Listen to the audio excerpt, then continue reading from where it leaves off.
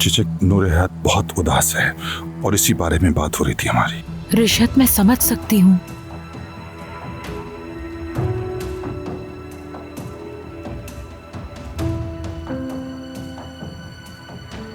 चिचक, मुझे माफ कर दो, मुझे अफसोस है। मुझे भी अफसोस है।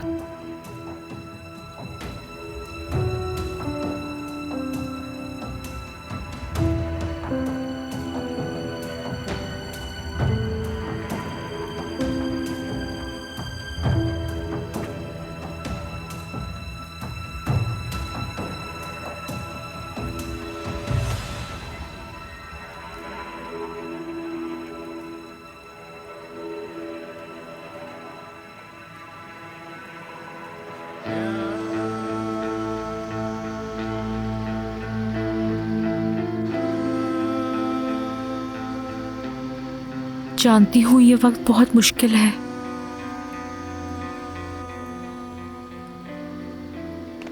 लेकिन उम्मीद रखनी चाहिए हमें। मुझे यकीन है कि आप बहुत जल्द इन मुश्किल हालात से निकल आएंगी। रिशत उन्हें इलाज के लिए मना लेंगी, फिक्र मत करें। वो इस बीमारी से सेहतयाब हो जाएंगे। इंसान का यकीन पक्का हो तो वो भी हो जाता है जो नामुमकिन हो, है ना रिशत? हाँ बिल्कुल सही कह रही हो।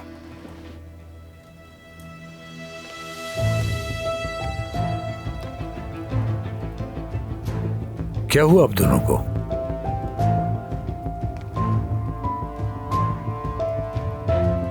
ये आंसू क्यों निकल रहे हैं?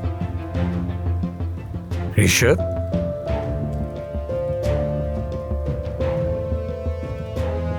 मैं बस अपने बच्चों की वजह से परेशान हूं।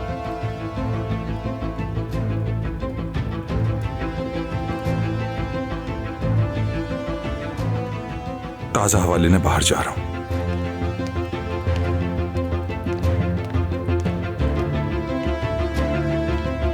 मैं उन्हें देखकर आती हूँ। वो बगैर कुछ ओढ़े बाहर चले गए हैं, ठंड ना लग जाए। सर्दी है ना बाहर।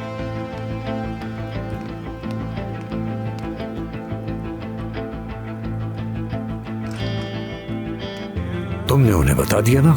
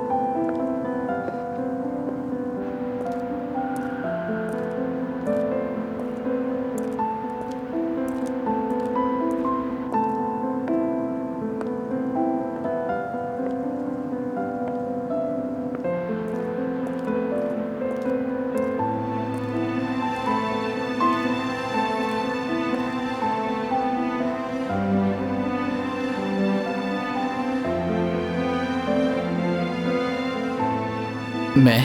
हाँ बताओ। वाकई ऐसा चाहता हूँ। क्या? साइकिल चलाना। तो क्यों ना पहले साइकिल मैं चलाती हूँ, तुम गौर से देखना। मेरी तरफ नहीं, साइकिल की तरफ देखो। मेरा सर चकराने लगा।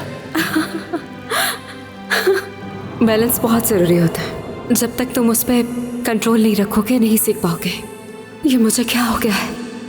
मैं ऐसा क्यों चाहती हूँ कि ये हमेशा मेरे साथ रहे? हमें मिले हुए वक्त ही कितना हुआ है। ये आखिर हो क्या गया है मुझे? तुम परेशान मत हो, मैं कोई ना कोई हल निकाल लूंगा। सामने देखो। हाँ ऐसे ही, शाबाश। क्या कर रहे हो? अब देखो हो गया। बहुत खूब। मेरा दिल तुम्हें देखकर बेकाबू हो जाता है।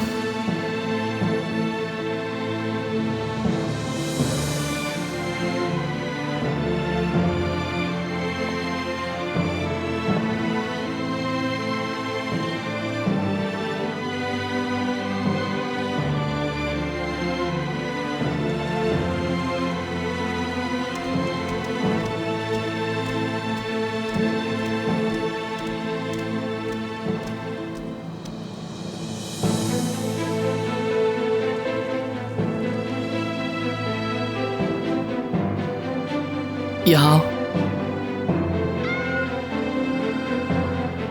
यहाँ आओ।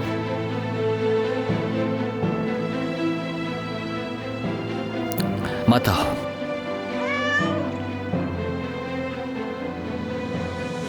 क्या देख रही हो? जब आना नहीं है मेरे पास तो ऐसे क्यों देख रही हो मुझे?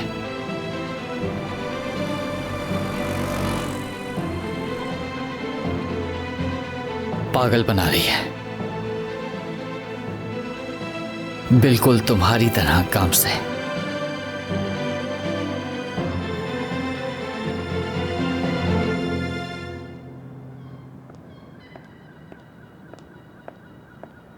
ठंड लग जाएगी, ये ओढ़ लें आप। जल्दी में ऐसे ही निकल आए आप। शुक्रिया। रिशत, आप बहुत अच्छे इंसान हैं। अचानक ये बात क्यों?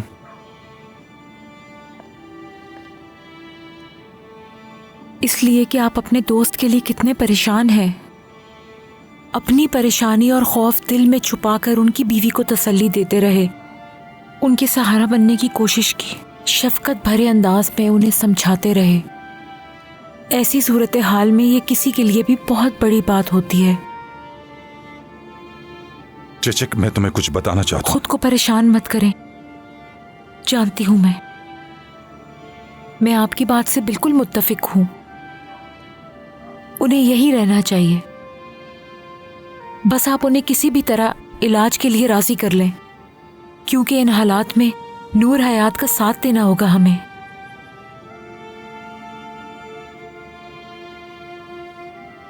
आप सिर्फ मेरे शौहर नहीं हैं, बल्कि वो इंसान हैं जो मेरे लिए सब कुछ है और एक बेमिसाल शख्सियत है। समित साहब आपके उस्ताद थे और आप मेरे उस्ताद थे, तो अब आप खुद को परेशान मत करें। अल्लाह के हुक्म से आपके उस्ताद बहुत जल्द ठीक हो जाएंगे रिशत। आमीन चेचक, आमीन।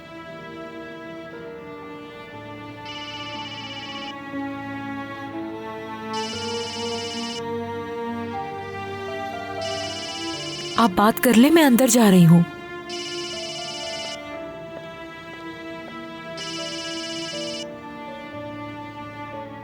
उमर, सब खत्म हो गया बाबा।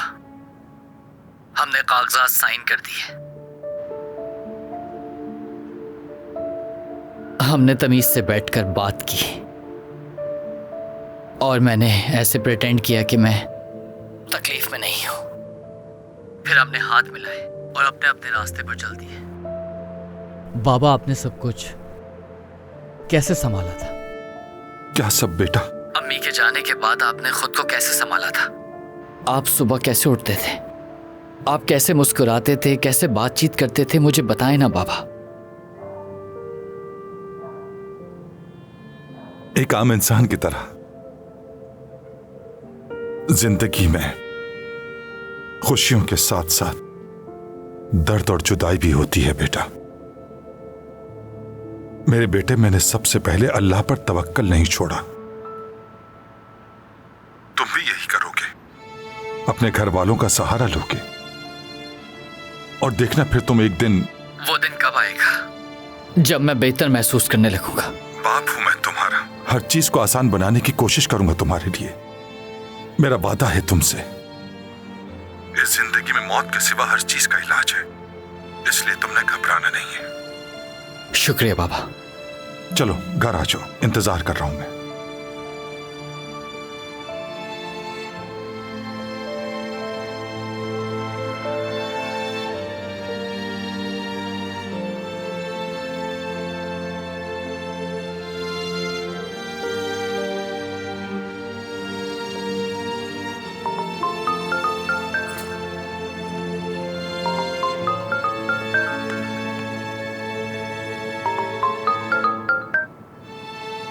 जी बाबा। गांव से कहां पर हो तुम? घर के सामने वाले पार्क में। वहां क्या कर रही हो? कुछ नहीं, बस बैठी हूँ।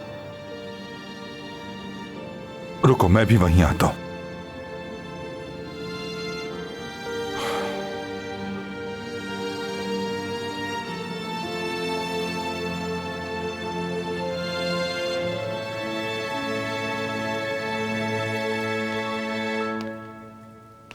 नूर हयात, तुम बात को मुश्किल बना रही हो। इनके पास पहले ही बहुत परेशानियां हैं। मेरी बात सुनकर और परेशान हो गए होंगे। तो बताएं, मैं कैसे इन लोगों से मुस्कुरा के बात करूं कि जैसे कुछ हुआ ही नहीं है। खुद को मेरी जगह पे रख के सोचो। तुम मेरी जगह पर अपने आप को रखकर सोचो। मैंने अपनी आखिरी ख्वाहिश जाहिर की थी।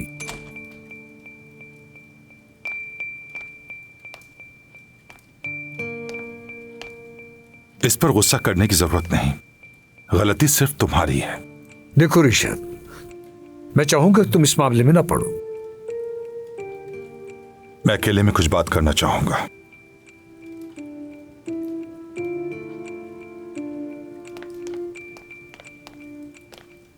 नहीं नहीं, मुझे यहां आना ही नहीं चाहिए था।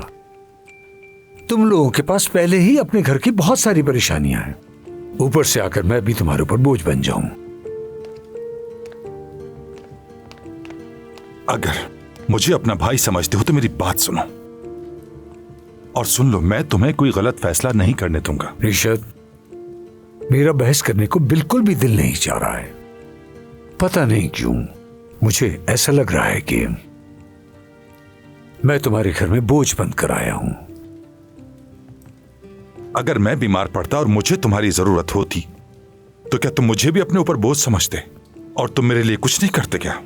बताओ मुझे डॉक्टर साहब। खुदा ना करे मैं कभी ऐसा करता।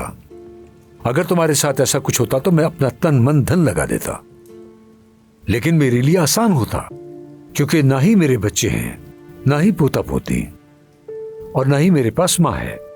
और अगर होते तो? देखो समित, पहले तो अपने दिमाग से ये बात निकाल दो कि तुम हम पर कोई बोझ हो। नूर हयात ने मेरे साथ रहकर पहले ही बहुत कुछ बर्दाश्त किया है। मैं उसे किसी ऐसी आजमाइश में नहीं डालना चाहता जिसका अंजाम मुझे पहले से पता हो। बाकी जो अल्लाह की मर्जी वही होगा। अब हम दोनों इस मोड़ पर आ गए हैं कि मुझे वो करना है जो मेरी तालीमात ने मुझे सिखाया है। ऐसा हरगिज नहीं है जैसा कि तुम सोच रहे हो। अच्छा, मिसाल के तौर पर अगर मैं तुम्हें अपनी कोई कीमती चीज रखवा दूं तो तुम क्या करोगे? बताओ मुझे। मैं क्या करूंगा? हिफाजत करूंगा उसकी। अल्लाह की दी हुई अमानत की हिफाजत नहीं कर रहे हो तुम, और मेरी दी हुई अमानत की इतनी हिफाजत कर रहे हो। भला ये कैसा इंसाफ हुआ? मैं ये जिंदगी उसके मालिक को बगैर किसी तकलीफ के सुपुर्द करना चाहता हूं ऋषभ। तो अल्लाह तुम्हारी इस हार को कबूल कर लेगा। अगर बीमारी है तो इसके इलाज की गुंजाइश भी मौजूद है। जब हजरत अय्यूब बीमार हुए थे तो उन्होंने भी अल्लाह से दुआ की थी, तो अल्लाह ने क्या कहा था कि तुम एक तरफ बैठ जाओ और अपनी मौत का इंतजार करो, या अल्लाह ने उन्हें शिफा का रास्ता दिखाया था? क्या ये तमाम साइंसी तहकीकात बेकार हैं? जब अल्लाह ने हमारे लिए ये जराए पैदा किए हैं तो हमें इनका इस्तेमाल करना होगा। याद है ना, तुमने सारी जिंदगी हमें जज्बा, हिम्मत और लगन के बारे में समझाया है, और आज खुद ही नाउमीद हो रहे हो। अगर ईमान मजबूत हो तो उम्मीद का रास्ता भी निकल आता है। यह बात गिरा से बांध लो। बाकी सब अल्लाह के हाथ में है, तुम्हारे मेरे हाथ में नहीं। समझ आई कुछ? तुमने मुझे फिर गलत साबित कर दिया ऋषभ। अच्छा, वो हम क्लास में नहीं है। तुमने मुझे अच्छी बात समझाई, वो भी अकेले में। लाजवाब कर दिया मुझे। जिस उस्ताद सामित को मैं जानता हूं, वो तो वक्त आने पर प्रिंसिपल, इंस्पेक्टर और गवर्नर के सामने भी डट जाता था। याद है ना तुम्हें? एक लड़के के पास नाजिम हिकमत की किताब थी और उसे गद्दार कहकर निकालने की कोशिश की गई थी। तुम डट गए थे उसके सामने। अब तुम्हें भी बीमारी के सामने डटकर खड़ा होना होगा। तुम्हें याद है जब प्रिंसिपल हमारी क्लासरूम में आए थे तो तुमने बोर्ड पर ऐसा क्या लिखा था? लोहे के दरवाजे खुलने में अभी 18 साल बाकी हैं। हम अभी भी बाहर की दुनिया और उसके लोगों को जानवरों को, हवा को, उसकी जंग के साथ जिएंगे। यानी तुम तो मेरे डट जाने को पसंद करते थे, अब क्या हुआ है? वाह भाई, क्या नज़म याद दिला दी। हम इस पे कितनी बहस किया करते थे, लेकिन जीत तुम्हारी ही होती थी। हम फिर लड़ेंगे उस्ताद सामित, हमारे पास बहुत वक्त होगा। वही नोक झोंक फिर से शुरू करेंगे। नाजिम के अल्फाज याद हैं? जिंदा रहना कोई मजाक नहीं है। तुम्हें जीने को इतनी संजीदगी से लेना होगा कि 70 साल की उम्र में भी तुम जैतून के दरख्त लगाओगे, और अपने बच्चों के लिए भी नहीं, बल्कि इसलिए कि अगरचे तुम्हें मौत का डर है, लेकिन तुम उस पर यकीन नहीं रखते, क्योंकि जीना ज्यादा भारी पड़ता है।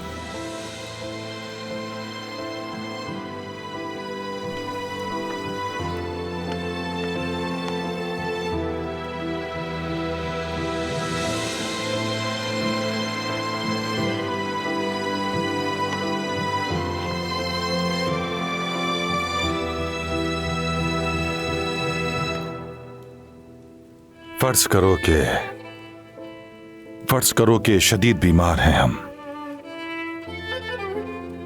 और नौबत यहां तक आन पहुंची है कि हमसे अपना वजूद भी नहीं हिल पा रहा, तो क्या करेंगे?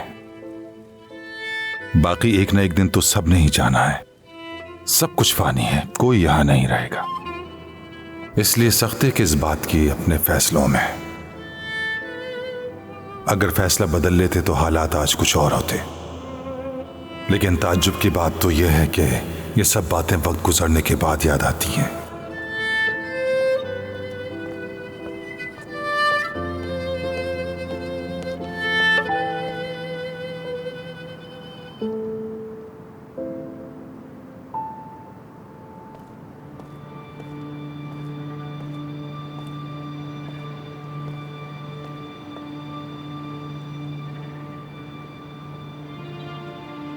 तुमने उमर को बहुत दुख पहुंचाया है। वजूहात चाहे जो भी हों, अगर टूना को भी कोई तकलीफ पहुंचेगी तो तुम भी दर्द से तड़प उठोगी, जैसे मैं। आप उमर के लिए परेशान हैं?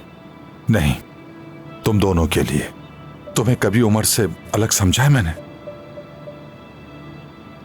इस बात की तो तुम खुद भी गवाह हो काम से। इसीलिए मुझे तकलीफ हुई।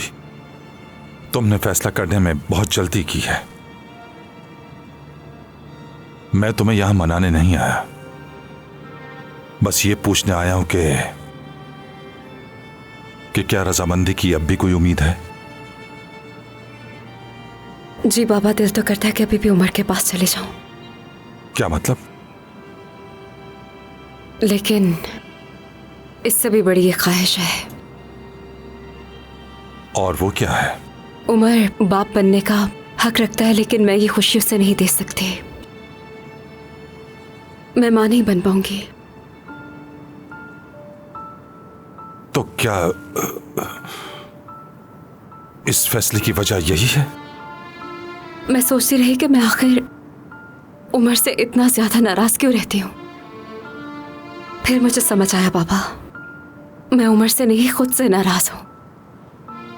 असल गुस्सा तो मुझे खुद पर है। अगर वो मेरे साथ रहा तो सारी जिंदगी बाप नहीं बन सकेगा। उसकी जिंदगी हमेशा अधूरी रह जाएगी। मैं जानती हूँ अगर उसे 1000 बार भी किसी को मुंतखब करना पड़ा तो वो मुझे ही करेगा, मगर ये उसके साथ नाइंसाफी होगी। अगर मुझसे भी कभी कहा जाता अगर अपने शौहर या अपने बेटे में से किसी एक को चुनो, तो मैं 1000 बार भी टूना को ही चुनती।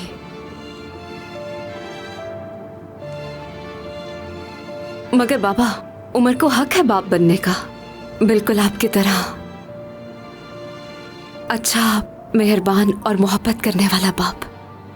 और आप जैसे लोग इस दुनिया में बहुत कम होते हैं। लेकिन ये तुम्हें कैसे मालूम है कि तुम दोबारा हामला नहीं हो सकती? अगर बाबा ऐसा हो भी जाता है तो जिंदगी और मौत की जंग लड़ना बहुत मुश्किल हो जाएगा, जो मैं नहीं चाहती। काश उमर को हकीकत मालूम होती, तो कम से कम वो अपने आप को इस तरह अधूरा ना महसूस करता।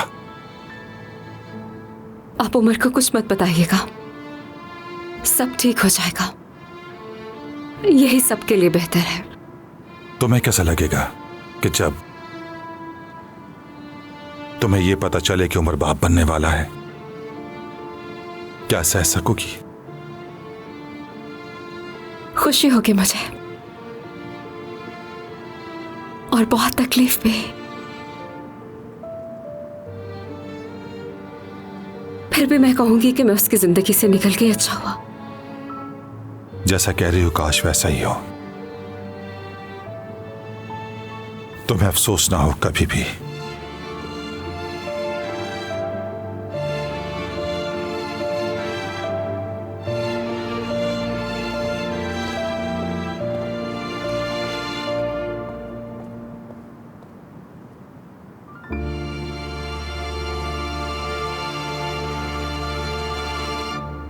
अरे ब्रेड खत्म हो गई है। बोलो उन्हें। आपा मेरी बात सुनिएगा। हाँ कहो। फिर से ब्रेड चाहिए होगा इन्हें। क्या ब्रेड मिल सकती है हमें? हाँ हाँ बिल्कुल मिल सकती है, क्यों नहीं मिल सकती। ये 5वीं दफा मांग रहे हैं। अरे नूरानी स्टूडेंट्स हैं, ज्यादा भूख लग रही होगी इन्हें। ताहिर के कहने पे हमने स्टूडेंट्स को पहले ही डिस्काउंट दिया हुआ है। वैसे वो है कहाँ? एक्सक्यूज मी, 1 प्लेट कोफ्ते की मिल सकती है हमें? हाँ। तुम चारों के लिए 1 प्लेट काफी होगी? जी काफी होगी। लेकिन 1 कोफ्ता तुम चारों में कैसे पूरा होगा? वो तो इतना कम होता है। हम उस कोफ्ते को डब रोटी के बीच में रख के खाएंगे, हो जाएगा। आप लेकर आ जाएं बस। बेचारे। नहीं नहीं, मैं ऐसा करती हूँ कि 4 ही दे देती हूँ, 1 तो कम पड़ेगा। तुम लोग पेट भर के खाओ, ठीक है? क्या सच में? हाँ बिल्कुल। आप लोग सच में वाकई बहुत नेक दिल हैं। आपका बहुत बहुत शुक्रिया। शुक्रिया की कोई बात नहीं, ठीक से खाओ। मैं तो कह रहा हूँ फुरकान और बाकियों को भी बुला लो खाने पे। अभी बुलाता हूँ उन्हें। हाँ ठीक है, मैसेज करो। नूरान एक ब्रेड भी चाहिए थी, वो लेती हुई आना। हाँ ठीक है।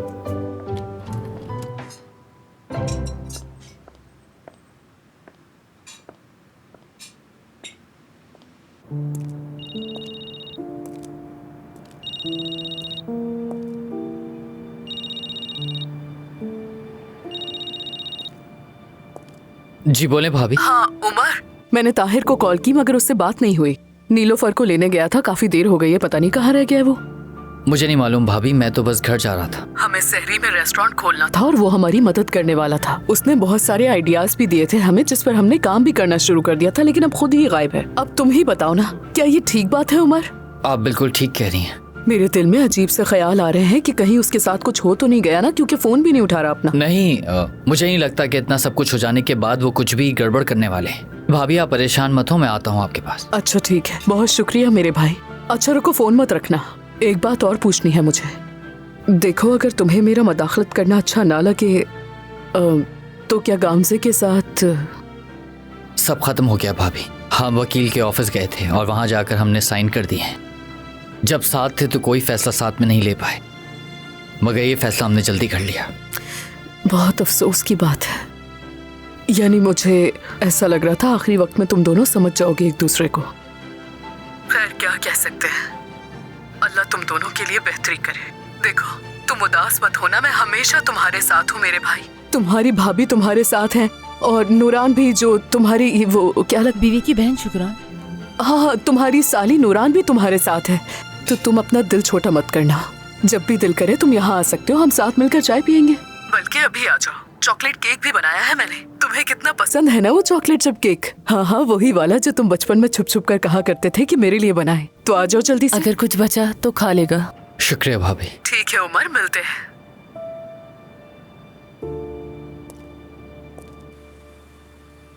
इस बार ताहिर गामसे को नहीं मना पाया। मुझे ऐसा लगता है कि अब की बार तलाक हो ही जाएगी। उफ ये क्या शुक्रान। कोफ्तों में और कितनी देर लगेगी? पक जाएंगे तो ले आऊंगी मैं। आप उसके साथ फ्रेंच फ्राइज भी मिलेंगी ना? मेन्यू में जो लिखा है वही मिलेगा। मेन्यू में लिखा है कि उसके साथ मैश पोटैटो है, लेकिन क्या आप हमें फ्रेंच फ्राइज दे देंगे उसके बदले? फ्रेंच फ्राइज मांग रहे हैं, क्या करूं शुक्रान? बात सुनो मेरी, हमारी शराफत का फायदा उठा रहे हो तुम लोग हद से ज्यादा, समझ गए? हम पहले ही बहुत परेशान हैं, सब कुछ खा चुके हो लेकिन अभी भी मेन्यू में खामियां निकाल रहे हो। ठीक है आपा, बरकत का महीना है, जितना खिलाएंगे उतना बढ़ेगा। अरे क्या कर रहे हो तुम लोग, अब बस भी कर दो। हम क्या कर रहे हैं ऐसा? कहाँ रह गया है अब ये ताहिर? जब जरूरत नहीं होती तो सर पर सवार रहता है, और जब उसकी जरूरत है यहाँ तो गायब हो चुका है। निसा का भी कुछ पता नहीं है।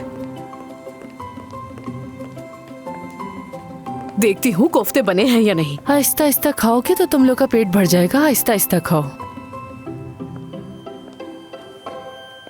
लड़का दीवाना है, पागल मस्ताना है, सामने आने से डरता है, दूर से ही देखता रहता है, वो तो दीवाना है, सामने आने से डरता है, लड़का दीवाना है। कौन है ये लड़का? अल्लाह अल्लाह, ऐसे अचानक आके डरा दिया तुमने मुझे। अपने ख्यालों में मगन थी। क्या तुम देख नहीं रहे हो कि मैं काम कर रही हूँ? देख रहा हूँ, मगर मुझे ये बताओ ये लड़का कौन है जिसके लिए गाना गा रही हो? हाकान, खुदा के लिए चले जाओ यहाँ से, जाके अपना काम करो। वैसे ही मुझे बुरा लग रहा है, मैं वहाँ शुक्रान और नूरान को अकेले छोड़ आई हूँ। हाँ, बड़ी फिक्र है तुम्हें उनकी, और यहाँ खड़े होकर गाना गा रही हो बड़े शौक से। अगर अमीना ने सुन लिया ना तो नाराज हो जाएगी। जाओ देखो मैं इस पर कुछ है तो नहीं गया। हाँ देखता हूँ। तुम पहले मुझे ये बताओ कि किसे सोचकर ये गाना गा रही थी? बताओ, कसम से गुस्सा नहीं करूंगा। तुम्हें सोचकर गा रही थी? सच में? हाँ बिल्कुल। और वो जो गाने में पागल मस्ताना कह रही थी, वो किसे कह रही थी? तुम्हें कह रही थी।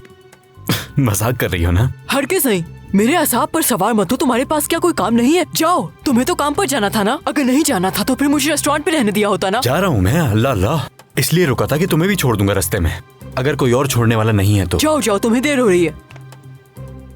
अच्छा, वो तुम्हारा निकम्मा शेफ कहाँ चला गया? रमजान का ही एहतराम कर लो। क्या कह रहे हो? ऐसा क्या कह दिया? बस वो कहीं नजर नहीं आ रहा इसलिए पूछ लिया। मुझे क्या पता कि वो कहाँ है हाकान? हाँ, क्या उसने तुम्हारा पीछा छोड़ दिया है निसा? क्या? पहले तो उसने बहुत तवज्जो दी, मोहब्बत जताई, और फिर अचानक गायब हो गया। बड़ा तुम्हारा मुहाफिज बना फिरता था। देखो, मैंने तुमसे पहले भी कहा था कि वो गली में कुत्ता पकड़ने वाला भी मुंतखब नहीं हो सकता। तुम मुंतखब हो गए हो। तुम तो हो भी नहीं सकते, क्योंकि तुम तो इतने वहशी जानवर हो कि तुम्हारे सामने कोई आना ही नहीं चाहता। अब तुम बदतमीजी कर रही हो। बदतमीजी नहीं कर रही। तुम्हें क्यों समझ में नहीं आता? तुम्हें मैं सिर्फ बच्चों की वजह से बर्दाश्त करती हूँ, लेकिन तुम हर वक्त मुझसे तफ्तीश करते रहते हो। तुम्हारा मुझ पर कोई हक नहीं रहा हाकान। क्या? अगर मेरी जिंदगी में कोई और औरत आ जाए तो तुम्हें जलन नहीं होगी? बताओ। तुम्हारी जिंदगी में पहले ही कोई आ चुकी थी हाकान। भूल गए? मैं नहीं भूली। ऐसी बातें आसानी से नहीं भुलाई जाती। बच्चों को सुला देना, मैं काम पर जा रही हूँ।